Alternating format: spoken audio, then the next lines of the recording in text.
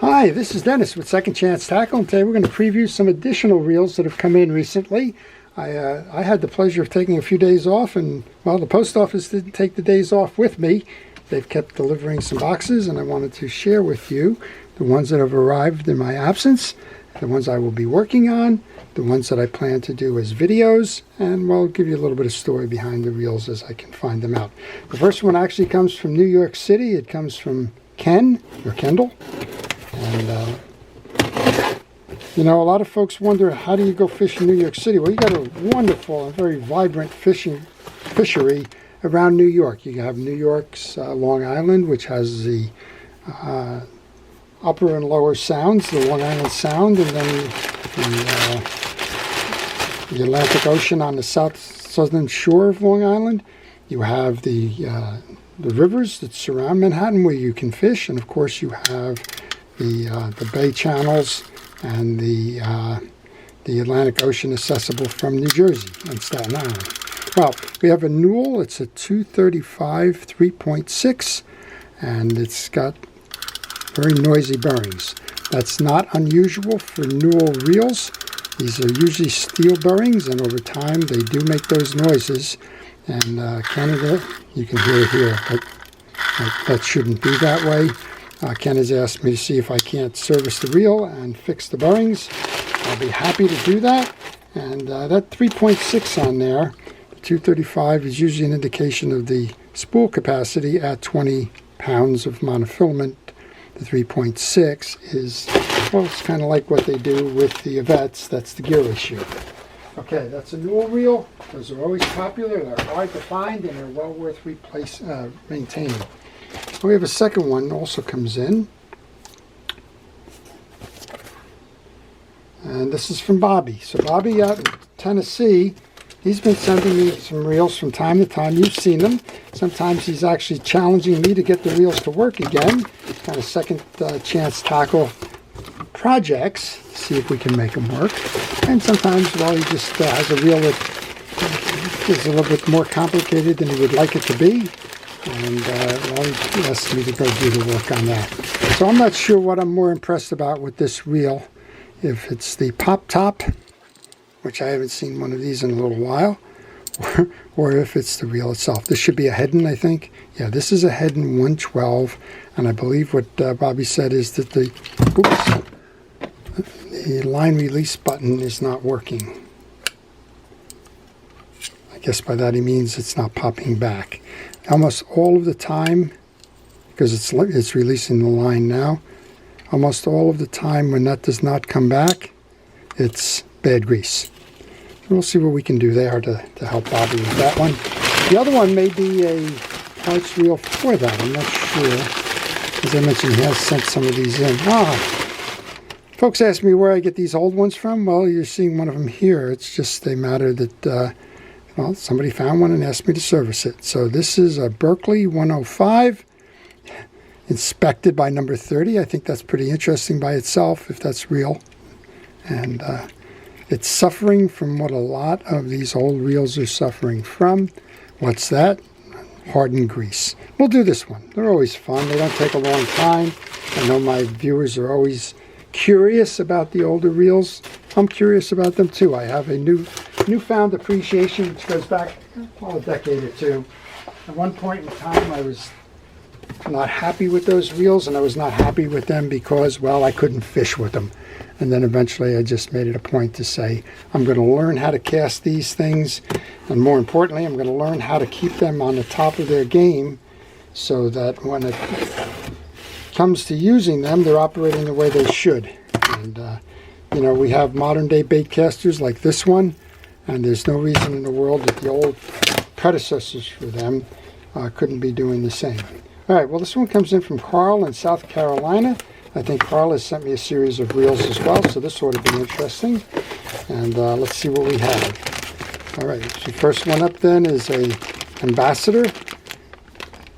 And he's telling me that the knob on the reel is too tight. Well, I hope it's not the issue that I have with several of these. This one needs a good cleaning, that's for sure. You can see the worn and accumulated dirt and grease on here, we can take care of that. He's telling me the knob on the right side, that would be this one, is too tight. Well, we're going to have to see it. When you find a reel in this condition, almost all of the time, just a quick visual examination of it is going to tell you its history. You can see this one may have even been dropped in the water. I'm not even sure. You got all kinds of mud and silt and debris all around this reel. There's no question that something is in here that would be causing the same thing, dirt, silt, or something. But surprisingly, these reels are made so well that good cleaning and a little fresh oil, that things should last a very long time. We have a pen. Next, it's missing a reel seat screw. This is the pen 9. The pen 9 is the one that lines up with the pen 209 and 309. A lot of folks think that the smaller 109 reel is the same as the 209 and 309. It is not. The 109 is an early version where it's actually, when you go to cast and flip your free spool release, your handle is going to pedal backwards to cast. This is got the traditional anti-reverse that you find in the pen reels. This one seems to be working nicely. We'll make sure that that gets cleaned as well. We also have another Ambassador in here. This one might be the 5500C. These are beautiful reels. You can tell the age of these reels if you find the adjuster on this side. They're earlier editions. If you find that it has a solid side plate on the side, that's a later edition of the reel. There's several internal changes that have gone along over time. This is a high-speed reel, I believe. It's the 5500C. Missing a little button there. That happens. And sounds like it just needs some greases and oils. Next up then, we have a reel in a bag project. And I believe this is a pen number 9 in here. I may have referred to the wrong reel the last time in one of my video previews. We'll get that one back going. The fortunate thing about those reel in a bag projects on the pen reels is most of the time the parts are available. We have another Ambassador. This one is the 5500C, and here's an example of that. The earlier 5500C had that adjuster on this side. This is a later edition that does not have that. And it feels like we have a anti-reverse issue. It shouldn't be going both ways. And when it gets to the corner over here, something is sticking. So we're going to have to go figure that one out. Probably a misset anti-reverse dog. And hopefully we can find a part available on that one. One more from this lot, and this is another one. We're missing the nut cap on this one. This is also a 5500C. And it has something here about that he needs to handle nut, and that's probably it. Okay, there's the whole project. So I got 2 boxes lately filled with Ambassadors. I enjoy working on them, so that'll be some fun during the week.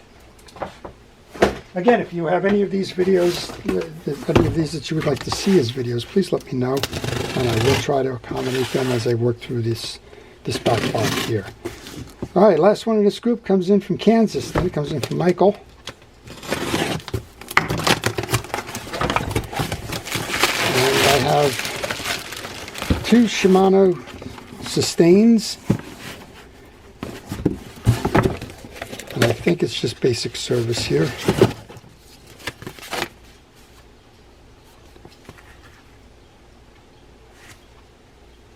Okay, we took this apart, was unable to reinstall the side cover flange properly, so I'll give him kudos for trying to service the reel.